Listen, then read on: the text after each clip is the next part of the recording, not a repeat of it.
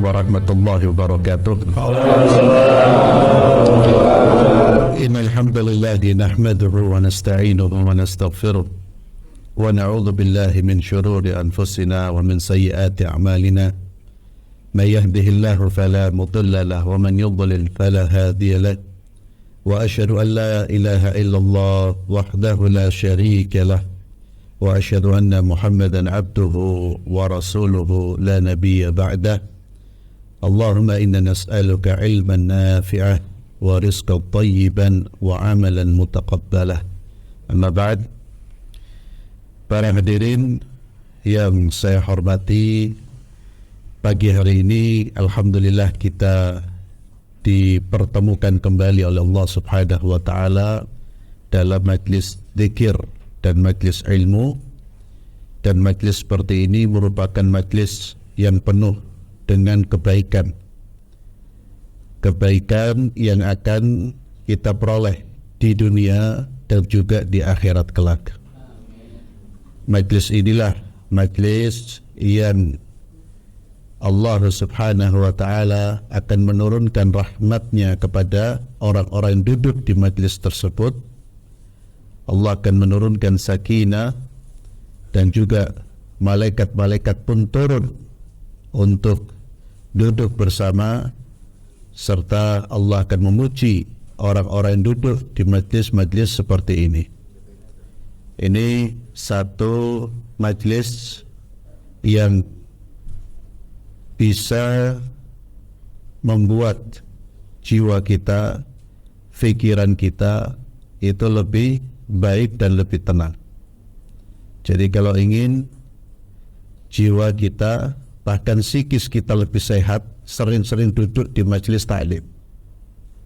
Bukan duduk di majelis, ya, di majelis-majelis yang laghun, yang sia-sia. Memang nongkrong, kalau sia-sia itu memang asyik awalnya, tapi akhirnya tidak asyik. Asyik awalnya itu ya ketika berbincang-bincang asyik, tapi setelah itu pasti tidak akan memberi efek kepada jiwa kita. Jiwa kita ini lebih butuh ilmu, zikir, daripada hal-hal yang memalingkan kita dari ilmu dan zikir. Kita boleh bercanda, boleh nongkrong bareng teman-teman bercanda, tapi jangan sampai itu menjadi kebiasaan yang justru lebih banyak kita lakukan daripada duduk di majlis ilmu. Ya, akhirnya seperti yang kita lihat saat ini, banyak orang-orang yang stres, banyak orang-orang yang galau, ya, yang sekarang sedikit-sedikit apa istilahnya, healing ya, healing ya. Bahkan sekarang anak-anak, pemuda-pemuda kita yang belum ada beban apa-apa sudah healing, Ustaz. Healing. La haula wala quwwata illa billah. Ya, jadi ini majlis yang saya kira perlu dimanfaatkan. Saya sampaikan ini agar majlis ilmu itu jangan hanya kita datangi hanya di kantor di SF saja. Tapi nanti kalau di rumah-rumah kita, di masjid-masjid ada kajian-kajian, antum datang ya seminggu sekali ya, biar tidak kering ruhiyah kita, spiritualitas kita. Kalau di kantor ini kan cuma 1 bulan satu kali, ikut pun ono prene bisa ya. Sudah 1 bulan 1 kali, masih ada liburnya ya. Jadi manfaatkan majlis-majlis ilmu ini selama kita masih diberi kesempatan sehat oleh Allah Subhanahu wa ta'ala. Kita akan memulai pagi hari ini dari bab as-sabr, sabar. Ini bab yang ketiga dari kitab Riyadhus Shalihin. Ya, selain yang pegang kitab, yang pegang kitab cuma 1-2 mungkin ya. Iya, selain yang pegang kitab, saya nampaknya bab 1 apa pembahasan kita tentang apa? Ikhlas, masya Allah, mantap. Bab 2 bab taubat ya. Dan subhanallah, semua bab-bab yang ditulis oleh Imam Nawawi ini merupakan bab-bab yang bisa dikatakan menjadi pegangan kita dalam menuju surganya Allah. Manusia itu harus senantiasa menjaga satu keikhlasan, itu yang pertama dan utama. Karena kebaikan apapun, amal apapun, kerja dakwah kita kalau tidak diiringi dengan keikhlasan menjadi sia-sia, tidak ada nilainya. Yang kedua adalah taubat. Ini kita harus menyertai dalam kehidupan kita. Setiap hari kita harus bertaubat kepada Allah, karena kita tidak mungkin lepas dari dosa. Apalagi hidup di zaman sekarang ini, hidup di tengah-tengah atau menjadi warga Surabaya, ya, melihat itu sudah maksiat biasanya. Buka televisi melihat berita muncul maksiat, keluar rumah muncul maksiat. Taubat itu harus selalu dijaga. Yang ketiga, ini tentang yang penting beliau, as-sabru, sabar. Sabar itu kata para ulama, الصبر هو حبس النفس على طاعة الله بالمحافظة عليها دواما ولناوتها إخلاصا وتحسينها علما وكف النفس عن المعاصي واجتنابها في مقاومة الشهوات ومقاومة الهوى. Jadi sabar itu harus menahan diri, menahan jiwa, menahan diri ala ta'atillah, agar tetap berada di jalur ketaatan kepada Allah. Karena jiwa kita itu selalu ingin keluar dari jalur ketaatan, maka perlu ditahan. Harus itu kesadaran. Orang sholat kadang-kadang itu pengennya selesai sholatnya keluar dari masjid, ya. Jiwa kita itu pengennya nempel di luar daripada duduk di masjid untuk berpikir. Maka kita butuh kesabaran untuk menahan jiwa ini. Harus nafsu, karena ketaatan itu butuh kesabaran. Harus nafsi ala ta'atillah bi muhafadzah alaihi wa dengan senantiasa menjaga ketaatan tersebut secara konsisten. Konsistensi itu membutuhkan kesabaran. Tak sabar wa iso konsisten. Warna'awati madukhlasan. Sabar itu yang menjaga ketaatan kita. Sabar menjaga keikhlasannya. Ikhlas itu juga butuh kesadaran. Ikhlas dalam beramal butuh kesadaran. Karena kita selalu digoda untuk mendapatkan atau digoda didorong untuk mendapatkan tujuan dari amal-amal kita. Itu pasti ada godaan seperti itu. Wa tahsiniha ilman, bersabar untuk menjaga amal ini agar berkualitas dengan apa? Dengan ilmu. Amal perbuatan kalau tidak diiringi atau dinilai dengan ilmu, biasanya amal tersebut tidak mampu dikerjakan dengan baik atau bahkan keliru. Kita kerja saja ada paketnya itu, ada aturannya. Ibadah pun demikian. Karena ada aturannya sebelum masuk ke dalam ibadah, maka kita harus membaca dulu. Sholat itu apa sih? Caranya gimana? Itu ilmu. Ilmu terlebih dahulu. Ini pun menuntut kesabaran. Demikian pula waqaf nafsi anil ma'asi, mencegah diri, menahan diri dari perbuatan maksiat. Wa thibatiha fi muqabala bisyahwat wa muqawamatil hawa. Dan menegakkan jiwa ini untuk melawan syahwat, melawan hawa nafsu, itu butuh kesabaran. Wa ridha bi qadarillah wa qadari, dan sabar terhadap takdir Allah, terhadap keputusan Allah, duna syakwa fihi wala ma'ah. Menerima keputusan Allah tanpa syakwa, tanpa mengeluh, ya, mengeluh. Jadi Syekh di sini ingin menjelaskan bahwa sabar itu dalam hal apa saja tadi, dalam hal ketaatan kita harus sabar, habsun nafs, Jadi makna kesadaran itu asal maknanya adalah menahan diri, mencegah diri. Ya, mencegah diri, menahan diri dalam hal apa? Dalam hal ketaatan, agar jiwa ini terus berada di jalur ketaatan. Menahan diri untuk tidak berbuat maksiat kepada Allah, dan menahan diri untuk tidak protes terhadap takdir Allah ketika mendapatkan keputusan dari Allah Subhanahu wa ta'ala.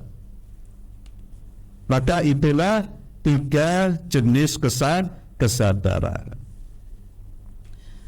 Banyak ayat yang menyebutkan menyebutkan tentang kesadaran ini, baik disebutkan dalam konteks perintah, dalam konteks motivasi, juga dalam konteks memberikan menyampaikan balasan. Allah Azza wa Jalla berfirman di dalam surat Al-Imran ayat 200, ya ayyuhalladzina amanu isbiru wasabiru. Wahai orang-orang yang beriman, bersabarlah kalian dan tingkatkan kesabaran kalian. Amar Allah subhanahu al-mu'minina bithibat ala ta'atihi wa tarkil ma'asi wa ridha biqada'ihi wa qadarihi wa mughalabatil a'da' bis-sabr. Di ayat ini Allah Azza wa Jalla memerintahkan kita untuk teguh dalam hal ketaatan, meninggalkan perbuatan maksiat dan ridha terhadap takdir Allah, serta melawan musuh-musuh Allah dengan kesabaran. Kita harus sabar. Bahkan wasabirin, Allah perintahkan kita agar kesabaran kita ini melebihi kesabaran musuh-musuh kita. Ya, musuh-musuh kita itu sabar menyebarkan kerusakan. Ya. Musuh-musuh kita itu sabar ingin menghancurkan umat Islam. Maka kita yang melawan mereka dituntut kesabarannya lebih tinggi daripada kesabaran mereka. Wasabiru. Ya. Kita lihat kerja-kerja orang-orang yang ingin merusak Islam itu luar biasa sabarnya. Mereka mulai dari perencanaan, mereka kemudian melakukan aksinya, dan itu dilakukan secara kontinu. Ya. Di antaranya contohnya apa? Kristenisasi. Itu luar biasa kalau kita membaca bagaimana mereka melakukan upaya-upaya kristenisasi. Luar biasa sabarnya, sampai dai-dainya mereka, dai dalam tanda kutip ya, itu luar biasa sabarnya, siap dikirim di pelosok-pelosok, dan itu mendapatkan supply dana yang luar biasa besarnya. Lah kita harus lebih sabar, lebih kokoh.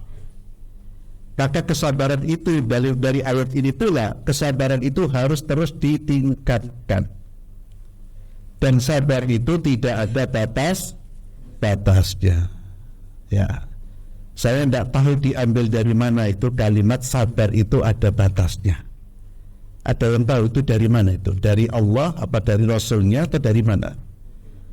Ya, saya tidak tahu ya, alam. Sepengetahuan saya justru sabar itu harus ditingkatkan. Ya. Jadi baik dalam hal ketaatan, kita terus meningkatkan kesabaran kita. Termasuk ikhwani fillah ketika kita kerja-kerja dakwah seperti ini. Ya. Antum mungkin yang di lapangan, turun di lapangan, mengambil dana, terkadang mungkin mendapatkan perlakuan yang kurang baik, atau mengalami kondisi yang tidak baik, atau digoda dengan donatur, itu sabar. Sabar dalam artian apa? Tetap kerja ikhlas. Ikhlas itu artinya, ya Allah, saya ingin mencari pahala di sini. Dan mudah-mudahan godaan ini menambah pahala saya. Karena kita ini pasti akan menghadapi masalah-masalah, baik di dalam tempat kita bekerja, di rumah kita, itu pasti ada masalah. Maka orang harus sabar. Sabar itu intinya apa? Tidak keluar dari jalur ketaatan. Dia menyikapi kondisi, menyikapi keadaan itu tetap dalam dalam koridor yang dicintai dan diridai oleh Allah. Itu sabar. Ya. Contoh kalau dalam hal berkendara ya, ada orang tiba-tiba berkendara tidak ikuti aturan, ya. Atau mungkin mobil sepeda motor kita tiba-tiba dipotong, kita kaget. Sabarnya itu gimana? Kapan orang bisa dikatakan tidak sabar dalam konteks itu ketika apa dia? Kalau antum dipotong, atau dipotong ya, bukan antumnya dipotong, jalan antum dipotong tiba-tiba, antum kaget. Ya. Kapan kondisi itu? Kapan dalam kondisi itu kita dianggap tidak sabar? Ketika kita melakukan apa? Mengeluarkan kata-kata kotor. Berarti kita sudah tidak sesuai dengan apa yang Allah perintahkan. Itu namanya tidak sabar. Tapi kalau kemudian kita astagfirullah, istighfar, ya, itu masih dalam koridor kesabaran. Antum mintamanya dipotong seperti itu, lalu antum kejar orangnya. Antum kejar bukannya dipotong, tapi diberi nasihat. Sabar atau tidak dikejar itu? Sabar. Kenapa sabar? Masih dalam koridor. Antum ingin memberi nasihat, tapi sudah ada sabar, antum kejar, antum tendang, antum dipilih, ya, antum lempar kerja ke bawahnya. Itu sudah tidak sabar. Jadi sabar, saya ingin menyampaikan juga, sabar itu bukan berarti pasif, bukan berarti kita tidak berbuat apa-apa. Sabar itu bertindak, berbuat, tapi tetap dia jaga, tidak keluar dari koridor yang benar, tidak keluar dari koridor yang benar. Antum sakit, bentuk kesabaran dalam menerima penyakit itu apa? Tidak berobat atau berobat? Berobat itu mengurangi kesabaran atau tidak? Kita berobat. Ada, ya. Ada mengurangi kesabaran, ikhtiar itu, bertindak. Tapi sudah dikatakan tidak sabar kalau kita berobat dengan cara-cara yang tidak syar'i. Berarti kita sudah keluar dari jalur tak sabar memiliki, berarti datang ke dukun, ya. Itu bukan dukun, Ustaz, itu orang pintar. Ya. Dan dikemas seperti itu orang pintar. Itu namanya partit. Saya tidak baca kok di levelnya itu dukun, tidak baca saya. Yang ada orang pintar, ya. Yang namanya makhluk dia mungkin menunjukkan jati dirinya sebagai maling. Tidak mungkin dia membuat kantor kemudian kantor maling, ya. Pasti diberi nama-nama yang menipu. Jadi kesabaran itu ditingkatkan. Isbiru, kata Allah, wasabir itu artinya tingkatkan kesabaran, melebihi sabar musuh-musuhmu. Karena dalam konteks jiwa melebihi kesabaran syaitan. Syaitan itu sabar apa enggak? Sabar menggoda, tapi bukan sabar taat. Syaitan itu tidak akan berhenti sampai kita murtad, sampai kita meninggalkan ibadah, sampai ketika kita sakratul maut itu digoda. Nah, kita harus melebihi kesabaran syaitan dalam menggoda. Kita gunakan kesabaran kita dalam melawan syaitan. Kemudian dalam surah Al-Baqarah 155 Allah Azza wa Jalla berfirman, wa nabluwannakum, betul-betul akan kami uji kalian. Ini harus diingat oleh seluruh makhluk Allah. Wa nabluwannakum, betul-betul akan kami uji kalian, pasti akan kami uji kalian. Maka kehidupan dunia ini pasti di dalamnya ada bala. Bala itu artinya apa? Ujian. Jangan pernah berharap hidup tanpa ujian. Tempat di mana kita sudah tidak diuji lagi hanya di surga. Selama kita belum menginjakkan kaki kita di surga, kita masih diuji. Bahkan di alam barzakh diuji dengan 3 pertanyaan. Tapi berbahagialah mereka-mereka yang sudah menyiapkan jawabannya ketika masih hidup di dunia. Jawaban ketika masih hidup di dunia dipersiapkan dengan apa? Bukan dihafal. Man rabbuk, kota hafal. Man rabbuk Allah. Wa man nabiyyuk, gampang pertanyaan. Ternyata di dalam hadis tidak semua orang bisa menjawab. Bahkan orang-orang munafik, orang-orang kafir mengatakan la adri. Saya tidak tahu. Padahal di dunia mereka ngerti, hafal. Apa yang menyebabkan mereka mampu menjawab? Apa yang menyebabkan mereka tidak mampu menjawab? Apa yang menyebabkan itu? Amal perbuatannya. Kalau di dunia dia betul-betul menjadikan Allah sebagai Tuhannya, bukan hawa nafsunya, bukan hartanya, bukan jabatannya, maka dia akan mudah mengatakan Rabbi Allah. Kalau dia di dunia betul-betul menjadikan Muhammad SAW sebagai tuntunan, sebagai suri tauladan, maka dia akan mudah mengucapkan Nabi saya adalah Muhammad SAW. Kalau dia jadikan Islam sebagai aturan yang mengatur kehidupannya, maka dia akan mudah mengucapkan dinil Islam.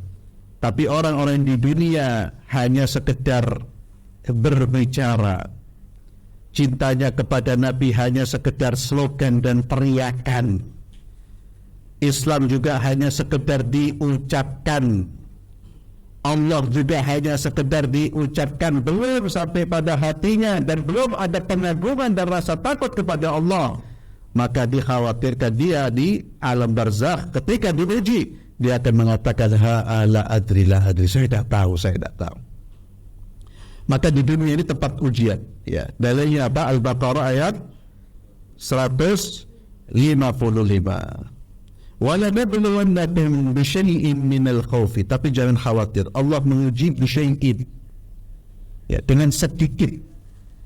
Ujian ini tidak akan terus kita alami lahir dari mati. Ada saat-saat kita diuji, ada saat-saat kita diberi kesenangan. Dan ujian dalam konteks dalam ayat ini terkait dengan hal-hal yang tidak menyenangkan manusia. Bisyai'ir, sedikit Allah akan menguji kalian. Dan ujian Allah diturunkan kepada orang-orang yang memang mampu memikul ujian itu. La yukallifullahu nafsan illa wus'aha. Ini juga kaidah. Allah tidak akan memberikan beban kepada seseorang kecuali sesuai dengan kemampuannya. Maka tidak mungkin orang itu tidak bisa menghadapi ujian. Kalau ada orang tidak bisa menghadapi ujian, bukan karena ujiannya terlalu berat, tapi dirinya yang tidak siap menghadapi ujian tersebut. Karena Allah tidak akan berbuat zalim. Allah menguji sesuai dengan kapasitas manusia, sesuai dengan kondisinya.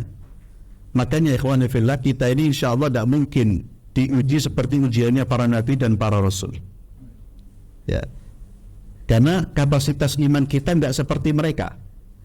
Kita tidak mungkin diuji seperti ujian para sahabat Rasulullah SAW. Kapasitas iman kita tidak seperti kapasitas iman mereka. Ya, antum silakan baca bagaimana sejarahnya Rasulullah, para sahabat, hidupnya itu ujian tok. Ujian yang kalau naudzubillah itu ditimpakan kepada kita bahaya. Ya, bisa-bisa murtad kita. Makanya antum ini bersyukur, ya, dihidupkan di zaman sekarang. Allah memilih kita zaman sekarang itu ya karena Allah tahu. Ya, jangan sampai kita mengatakan apa enak hidup di zaman Nabi, yo. Ketemu Nabi. Memang enaknya ketemu Nabi. Tapi setelah itu apa? Ujian bertubi-tubi. Kita kalau hidup di zaman Nabi, jangan-jangan kita ikut Abu Jahal, bukan Nabi Muhammad sallallahu alaihi wasallam. Ya, Anda bayangkan bagaimana keluarganya Ammar bin Yasir disiksa, Bilal disiksa seperti itu. Baca saja kita sudah tidak kuat. Ya, itu ujian-ujian.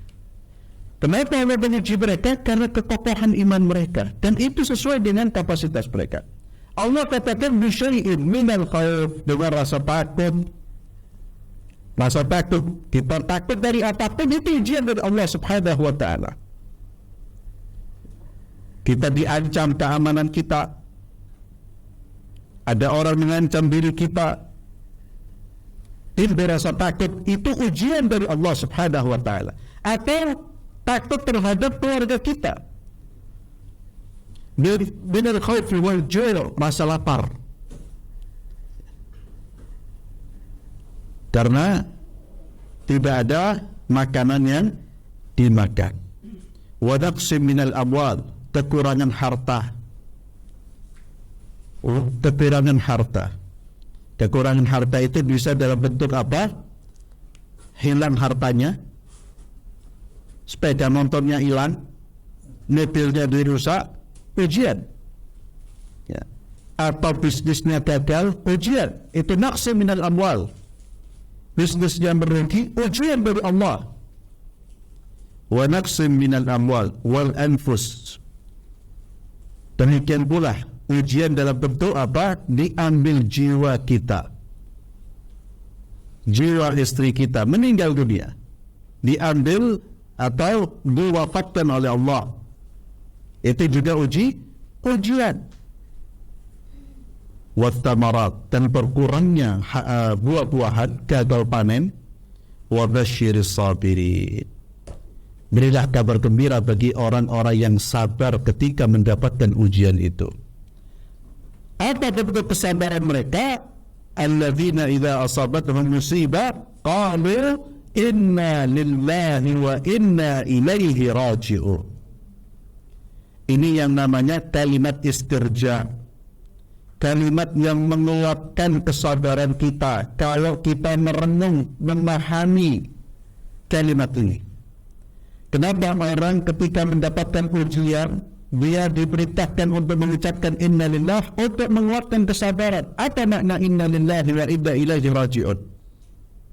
Inna lillah, kami ini semua adalah miliknya Allah. Ini satu. Ya. Dari kalimat ini satu pelajaran, dan ini yang menjadi keyakinan kita, dan ini yang akan menguatkan kesabaran kita. Kita ini lillah, miliknya Allah. Bahkan jiwa kita bukan milik kita, anak-anak kita miliknya Allah, harta kita miliknya Allah, semua miliknya Allah. Inna lillah wa inna ilaihi raji'un, dan kita semua akan kembali kepadanya. Kepada siapa? Kepada Allah. Allah sudah memberitahu, hei, semua yang kalian punya, yang kalian miliki, yang kalian genggam, itu nanti akan diambil lagi sama Allah. Maka setiap ada kekurangan dari apa yang kita miliki, berarti Allah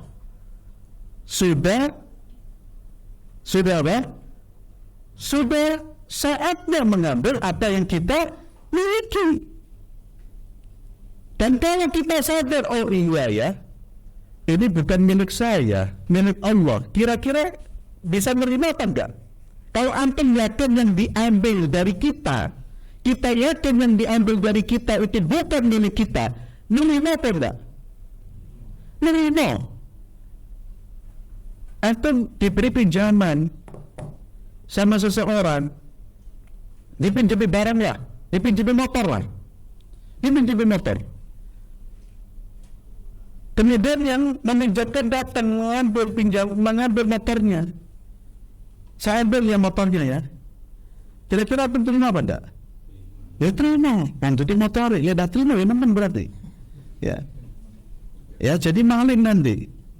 Jangan. Ini kan milik saya, lo balik. Ya. Pasti orang menerima. Kenapa? Dia yakin karena motor ini bukan miliknya. Dia diberi pinjaman. Demikian pula dengan kita, harta kita. Yakin, kita harus yakin.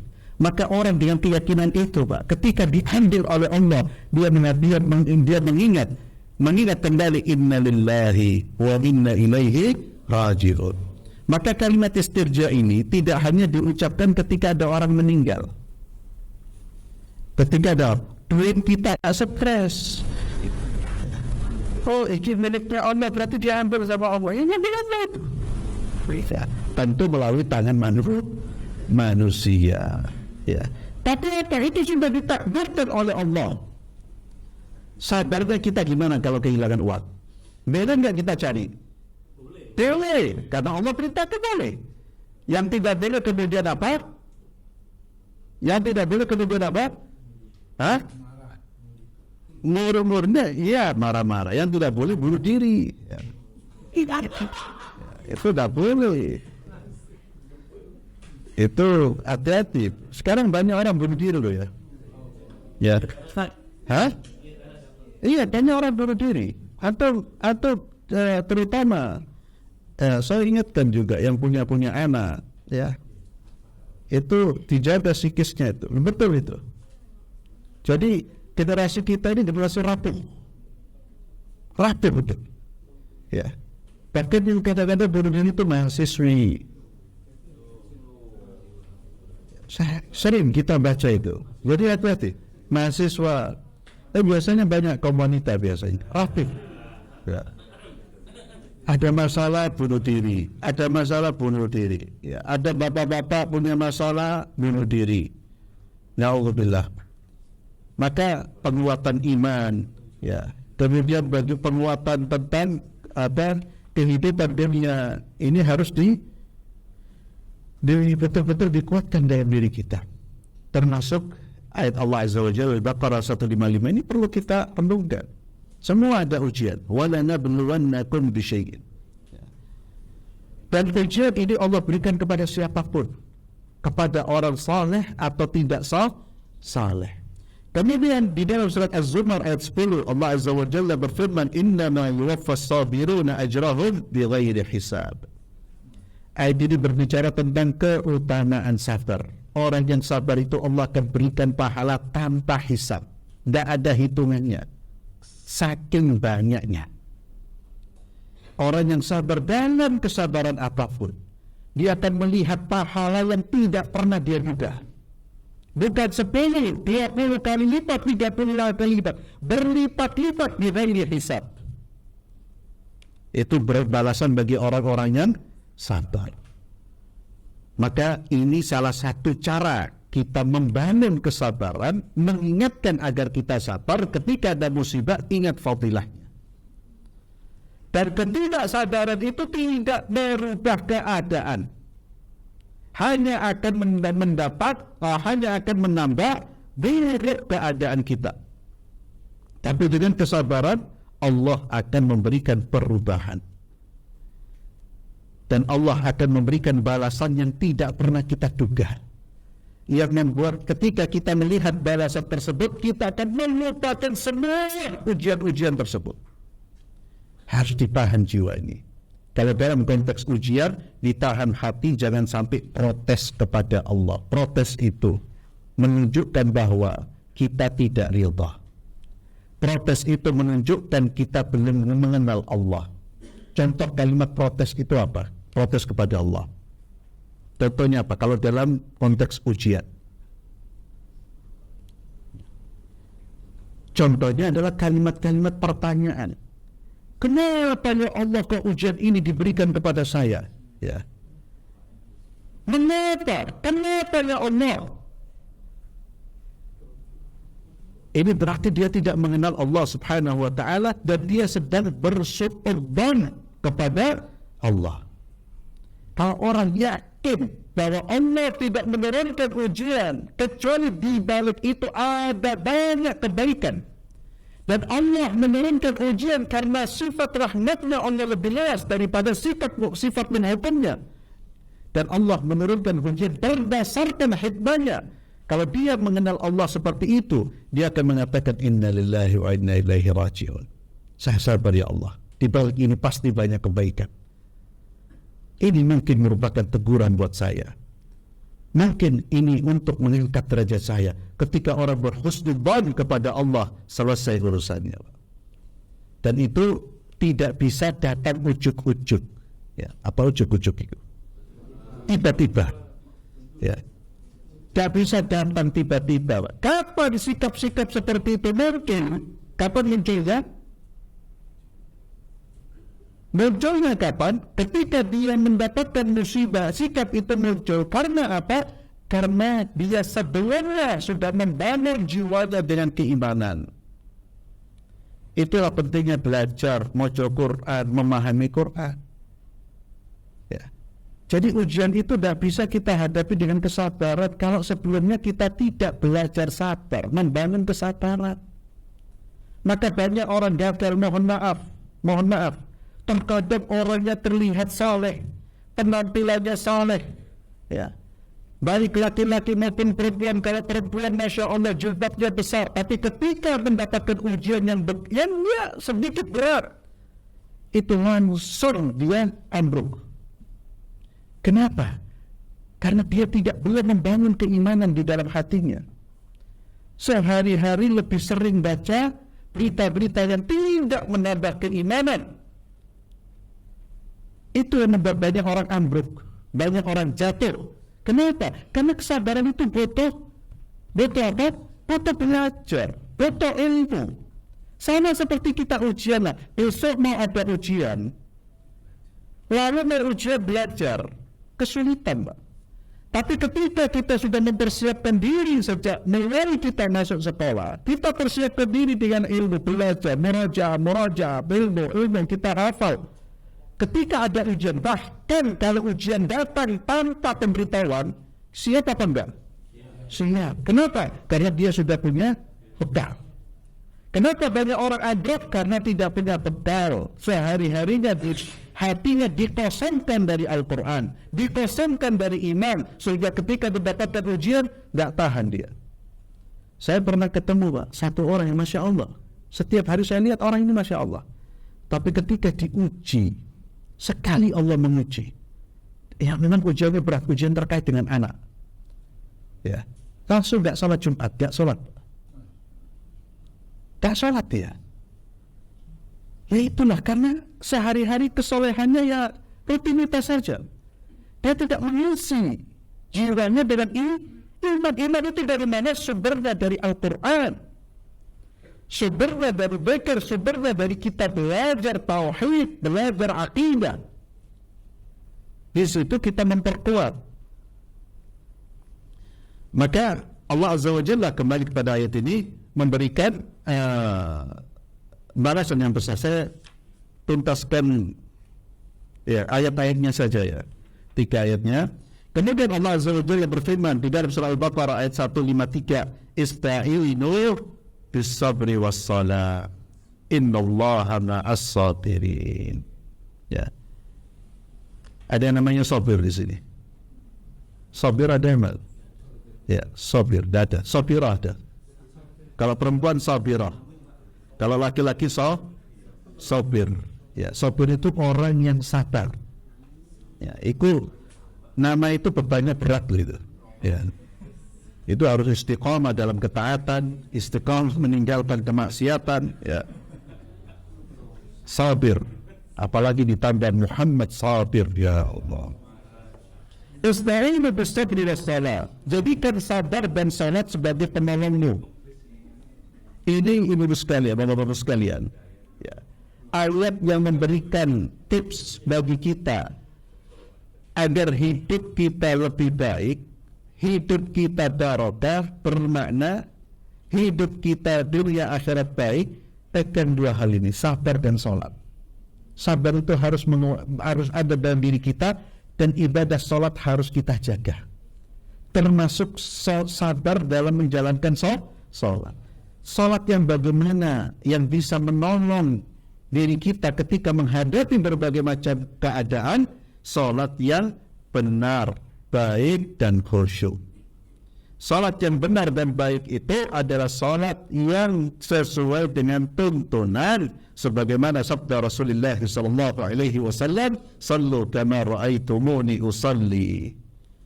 Maka salat ini harus dipelajari dengan tepat, dengan baik, dan diaplikasikan dengan baik. Dan saya berharap para petugas dakwah, petugas dakwah itu luar biasa. Ya, kita semua ini petugas dakwah fi sabilillah. itu harus mengerti tentang sholat, Pak. Ini usulan saya harus dipastikan. Selain ngaji, harus juga dipastikan kita mengerti betul tentang sholat, baik secara fikihnya maupun tata caranya, maupun bagaimana kita bisa ikhlas. Karena sholat ini Allah katakan sebagai penolong kita. Kalau sudah sholat kita abaikan, tidak mungkin kita bisa menjadi orang yang sabar, dan tidak mungkin hidup kita bisa lurus.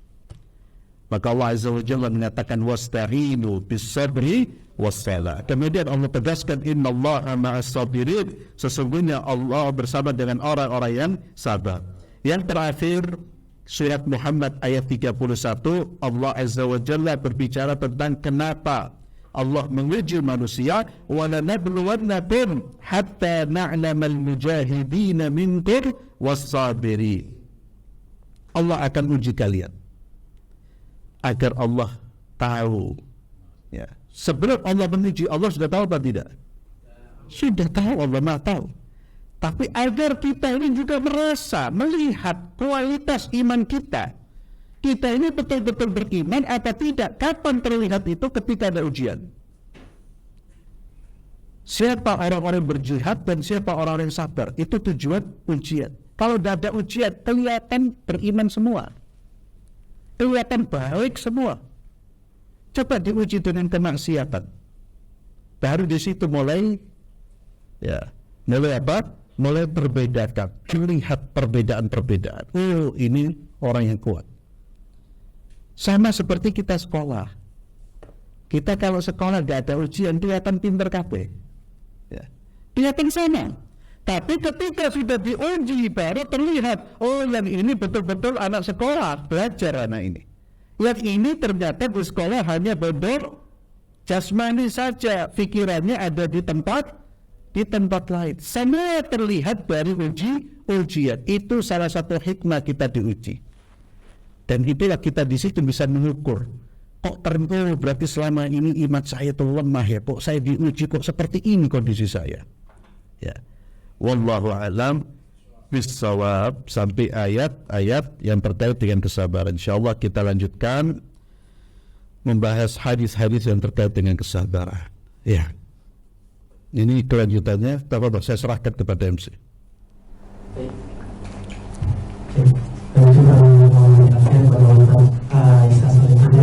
Tadi yang saya tinggalkan lagi, bahwasanya sabar itu potensinya adalah iman, dan iman itu medianya adalah yang pertama sholat. Dan sabar tidak harus pasif tapi aktif, ikhtiar tetap pada koridor syar'i, koridor lingkungan Allah SWT. Terima kasih atas semuanya Ustaz Al-Hudin. Selanjutnya adalah apabila ada pertanyaan atau yang ingin didiskusikan atau ingin ngobrol dengan forum ini terkait topik kita adalah sabar, silakan dari akhwat boleh, dari ikhwan juga boleh. Monggo Bapak Ibu kawan-kawan semuanya, ada yang ingin ditanyakan?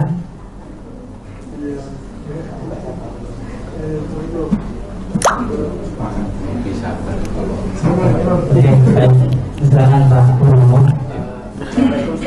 Waalaikumsalam. Di surat Muhammad tadi itu ada 2 poin, yaitu orang-orang yang berjihad dan bersabar. Maksudnya apa? Sabar. Kan tadi kan bahasnya sabar, kok ada kata jihad itu. Iya.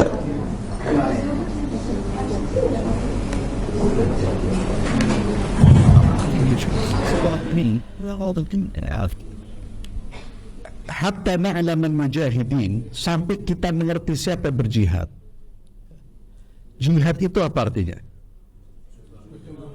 Badrul wus'i, jadi meremahkan potensi kita, tenaga kita untuk memperjuangkan agama Allah dan menjadikan diri kita sebagai hamba Allah yang baik. Kenapa jihad disebut sebelum kesabaran? Jihad itu di situ ada kesabaran yang paling tinggi. Dan surat Muhammad itu banyak berbicara tentang masalah jihad fisik.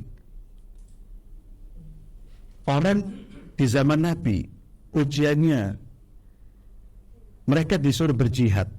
Berjihad itu tidak hanya mengeluarkan waktu, meluangkan waktu, tapi dia harus apa? Mengeluarkan harta dan siap setor nyawa. Maka Allah ingin melihat siapa yang menjadi mujahid, siapa yang hanya duduk. Siapa yang mau berkontribusi, Allah uji dengan adanya musuh, dengan adanya orang-orang yang menyebarkan kerusakan, dengan adanya orang-orang yang menyebarkan kemaksiatan. Dari situ Allah menguji siapa orang-orang Islam yang menjadi penonton dan siapa yang menjadi pemain dan siapa yang pemainnya berada di garda terdepan. Paham? Allah ingin melihat siapa di antara kita yang menjadi penonton. Penonton berarti dia tidak berjihad. Dia yang melihat siapa yang menjadi pemain. Siapa pemain itu yang mujahid. Dan kita ini mujahid. Jika niatnya karena Allah, tujuan kita adalah untuk menyebarkan, mensosialisasikan salah satu syariat Allah. Allah ingin lihat siapa yang menjadi mujahid, siapa yang tidak menjadi mujahid. Siapa yang menjadi penonton, siapa yang menjadi penyorot, siapa yang bermain, atau siapa yang justru melemahkan semangat juang. Di dalam bagian tubuh umat Islam itu ada pejuang, ada penonton, ya. Ada penyorak itu yang menyoraki, tapi dia tidak berjuang. Ya, penonton itu.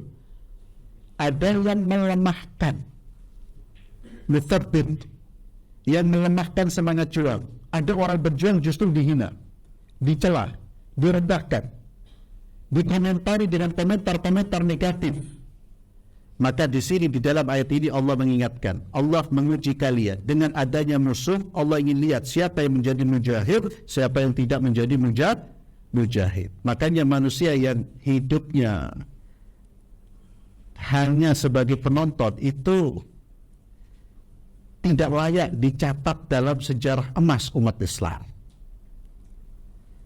Dan Islam tidak menyuruh kita hanya menjadi orang yang baik untuk diri kita sendiri, tapi kita dituntut untuk menjadi muslih, menjadi mujahid. Ya. Muslih, ada yang namanya muslih? Islam. Muslih. Atau tahu artinya muslih? Muslih. Muslih itu orang yang melakukan perbaikan. Mujahid, termasuk mujahid. Ya, perbaikan moral iman, ya, bukan perbaikan listrik, ya. Muslih, ya. Jadi saleh, ada istilah saleh dan muslih. Kalau saleh dan muslih digabungkan, berarti saleh itu untuk dirinya, ya dia baik, salat dijaga, wirid dijaga, zikir dijaga, ngaji, tapi melihat kemungkaran tak peduli dia. Tembok mabuk, itu ada kafe yang isinya khamr, minuman keras didirikan, tidak peduli dia. Orang seperti ini tidak aman di akhirat. Kenapa? Karena dia meninggalkan salah satu kewajiban Islam, amar ma'ruf nahi munkar. Itu saleh untuk dirinya. Tapi kita harus setelah saleh menjadi muslim. Muslim itu tingkatannya setelah ya. Muslim itu apa? Dia berupaya melakukan perbaikan sesuai dengan kemampuan. Sesuai dengan kemampuan. Saya katakan sesuai dengan kemampuan agar kita tidak terbebani dengan beban yang terkadang itu menjadi beban psikis buat kita. Antum kemampuannya di sini, di sekitar sini, jangan pikir terlalu jauh. Ya. Mikir terlalu jauh. Bagaimana saya bisa menyelesaikan urusan Palestina dan Zionis? Ya, lebih tepat Zionis. Ya. Artinya kita sampai pengen ke sana, susah, terlalu jauh. Tapi bisa kita kerjakan apa? Dengan mengajak orang peduli dengan urusan Palestina. Artinya itulah kemampuan. Ya. Jadi berjuang itu muslih, Pak. Mana dalil kita ini diperintahkan untuk menjadi orang yang melakukan perbaikan, tidak hanya baik saja. Dalilnya mana? Gampang. Suratnya ada di juz amma. Saya yakin antum semua hafal, kecuali yang mu'allaf. Karena suratnya pendek sekali. Mana? Surat apa? Yang di situ kita diminta, ya, bahwa kita ini hendaknya untuk bisa menjadi orang yang tidak merugi. Ya, kalau kita ada kunci ya. Wal asri. Ya, ada enggak apa wal asri? Wal asri innal insana lafi khusr. Demi waktu. Dan Allah bersumpah dengan waktu karena pentingnya waktu. Karena di dalam Al-Quran itu tidak ada satu objek yang digunakan sumpah untuk Allah tidak menggunakan sesuatu sebagai sumpahnya kecuali sesuatu itu penting dalam kehidupan manusia. Dan Allah ingin kita memperhatikan apa yang menjadi objek sumpahnya Allah itu. Kalau Allah bersumpah demi waktu, hai manusia perhatikan waktu. Innal insana lafi khusr. Seluruh manusia berada dalam kerugian. Yang menstempel kita rugi itu Allah. Kalau manusia mengatakan inti rugi, belum tentu kita rugi. Tapi kalau Allah mengatakan anta khasir, kami rugi betul kita. Seluruh manusia berada dalam kerugian. Bagaimana kita keluar dari kerugian ini? Illal ladzina amanu wa amilus salihat. Kecuali orang-orang beriman dan beramal saleh. Ternyata belum cukup. Illal ladzina amanu wa amilus salihat wa tawasaw bil haqqi wa tawasaw bis sabr. Orang-orang yang kemudian melanjutkan setelah dia mensalehkan dirinya beramal saleh, dia sebarkan kesalehannya itu. Dengan apa? Saling memberikan nasihat. Ya, termasuk nasihat kesabaran. Wallahu a'lam bissawab. Kita maybe. Ada lagi mungkin yang ingin ditanyakan dari yang lain, dari apa?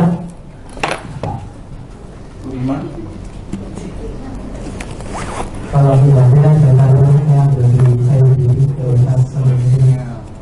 Saya ingin bertanya di sini ya. Baik, izin tanya Ustaz. Tadi dijelaskan dari Ustaz kalau kesadaran kita itu levelnya harus lebih tinggi daripada kesadaran musuh-musuh Allah. Jadi siapapun yang membuat kita kan sebenarnya sudah memiliki kita harus diberikan. Nah, sampai tadi Ustaz bisa menjelaskan kalau orang-orang musuh-musuh Allah itu sudah melakukan perencanaan yang detail untuk menyerang ya, untuk mengambil hal negatif ke orang Islam. Saya pernah baca ada perkataan salah satu dari sahabat Nabi Muhammad SAW, itu beliau menyampaikan kebaikan yang tidak tertata rapi itu akan dikalahkan oleh kebaikan yang tertata rapi. Itu lagi-lagi saya lihat kok selaras dengan juga di surat As-Saff ayat 4, kalau Allah itu suka hambanya yang berperang berjuang di jalannya seakan-akan seperti bangunan dengan musuh pokok. Nah, ini yang saya tanyakan ke Ustaz Isa Solihuddin, sabar dari kita sendiri mungkin masuk level mengatur sabar diri sendiri. Padahal di luar sana orang yang membawa kita itu sebenarnya tidak terlalu dalam satu jamaah. Gitu. Nah, bagi kita sendiri bagaimana cara kita cepat meningkatkan sabar kita sendiri sehingga kita bisa melangkah pada level berikutnya, yaitu sabar dalam tataran jamaah. Artinya sampai dalam kata hal organisasi luar biasa seperti ini, kebaikan dan sebagainya, sehingga kita nggak kalah terus gitu. Kita nggak kalah terus, kita nggak hanya diam diri terus, kita nggak pasif katanya. Mungkin itu yang saya rasa. Ya, apa kiat-kiat apa tuh? Iya. Jadi yang pertama memang seperti tadi yang sampaikan. Ya. Jadi semua itu butuh kesabaran, dan kesabaran itu tidak hanya dalam tindakan, ya, termasuk sabar juga dalam hal kita berjamaah. Sabar dalam hal berjamaah. Kalau bahasa sekarang dalam berorganisasi. berorganisasi. Itu butuh kesabaran ya akhi. Ya. Karena kita kalau hidup bersama itu tidak mungkin kita akan merasakan hal-hal yang menyenangkan. Yang namanya hidup dengan manusia itu pasti ada godaannya, ada hal-hal yang tidak menyenangkan. Maka seorang muslim yang penting kalau kita sudah berada dalam satu jamaah yang di situ kita bersama-sama untuk melakukan kebaikan. Yang terpenting adalah kita harus ingat bahwa kita berada di situ untuk apa? Untuk mendapatkan ridhonya Allah dan punya tugas untuk menegakkan agama Allah. Jadi visinya itu harus kuat. Saya berada di sini buat apa? Kalau orang visinya itu visinya akhirat, maka dia tidak akan loyo atau tidak akan terhambat lajunya ketika ada gangguan-gangguan dari manusia. Saya punya visi yang lebih kuat dari itu. Bahkan dia melihat kelemahan gangguan ini sebagai sunnatullah yang harus dilalui untuk mendapatkan tujuan yang paling mulia. Maka kita harus menguatkan diri. Kita ini melakukan perbuatan kita, aktivitas kita, tujuannya apa, visi kita apa, dan jadikan akhirat sebagai visi kita. Semua aktivitas kita itu harus bermuara kepada ibadatullah, ibadah kepada Allah Subhanahu wa Ta'ala. Dalam konteks tadi tahu soal nizam, ya tadi sebetulnya memang masyhur ya itu masyhurnya perkataan Ali bin Abi Thalib yang tadi disampaikan, al-haqqu bila nizam yaghlibuhul batil binizam. Ya, kebenaran yang tidak terorganisir akan dikalahkan oleh kebatilan yang terorganisir. Tapi dari beberapa muhakkik, yakni orang-orang yang melakukan penelitian, ya kalau dibilang klarifikasi ilmiahnya itu tidak bersambung kepada Ali bin Abi Thalib. Walaupun itu masyhur kepada Ali bin Abi Thalib, tapi perkataan ini benar, perkataan itu bagus. Karena sesuai dengan firman Allah Subhanahu wa Ta'ala tadi dalam surat Saf, ya. Allah Azza wa Jalla memerintahkan kita untuk berjuang fi sabilillah itu dengan menyatukan saf kita, ya. Dan itu yang kemudian harus difahami oleh kita umat Islam, bahwa segala sesuatu itu kita mulai dengan perencanaan yang baik. Bahkan mungkin perencanaan itu butuh kesabaran. Ya, kita bertemu untuk merencanakan sampai menemukan perencanaan yang baik. Ya, kemudian tentunya kita bergerak sesuai dengan apa yang kita rencanakan. Wallahu a'lam bishawab.